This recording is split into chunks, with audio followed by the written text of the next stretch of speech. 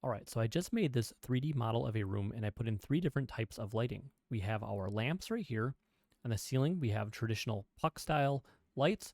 And then within the ceiling, about halfway up the thickness of the ceiling, I have these recessed can lights from the 90s. And then I exported those to my 3D render engine. And you can see the room here. It gives you an accurate representation of lighting. This is called KeyShot. So this is photorealistic rendering. And so I put these into PowerPoint here so I could show you a few things about them. So notice this first image here, I only have the recessed can lights turned on. And so what that's going to do when you have a recessed can light up here in the ceiling, that light's going to come and bounce around in here, but it's going to be limited and to this kind of cone of where it can light. So you can see the floor is lit and the walls are partially lit, but you're going to have this kind of dark area up on the upper portion of the walls, and the ceiling is going to be nearly black.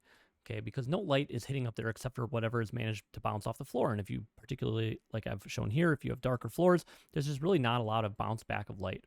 And so these types of lighting situations tend to cause depression because you have this kind of dark ceiling. And usually, we've evolutionarily, we've been outside a lot and we expect the sky to be bright and things down below to be dark. And so this is kind of reversing that.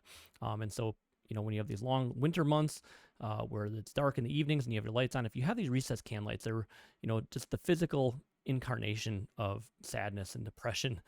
So recessed can lights to me equal pure misery. And I think you can kind of feel that in this room. It feels like kind of this sad, wintry lit room. And so we've moved on from recessed can lights. Hopefully no one's putting those in nowadays. What we do is these puck lights. And so the puck lights being mounted closer to the surface, that light can diffuse out at a much broader angle. Okay, these have really good light diffusers, and they don't have that recessed cone light. But the problem is that none of that light is still hitting the ceiling except for what manages to bounce off elsewhere. But luckily, because that light is hitting up here much higher on the wall, a lot of it is bouncing back up here. So you can have a much lighter and happier, more well-lit room. And if we had a lighter flooring, of course, that would be even better. And really, this would probably be a good situation to be in. But the problem is that you still have the situation like you have here, where you have high contrast, super bright light, a point source, a small area of bright light right next to a dark ceiling. And the darker that ceiling is next to that bright light, that's going to cause headaches, right? Because that is going to make your eyes fatigue more, trying to figure out what does your pupil dilate for? Does it dilate? Does it constrict for this bright light, or does it dilate for this dark area? And so that is going to cause, eye fatigue and headaches and other issues.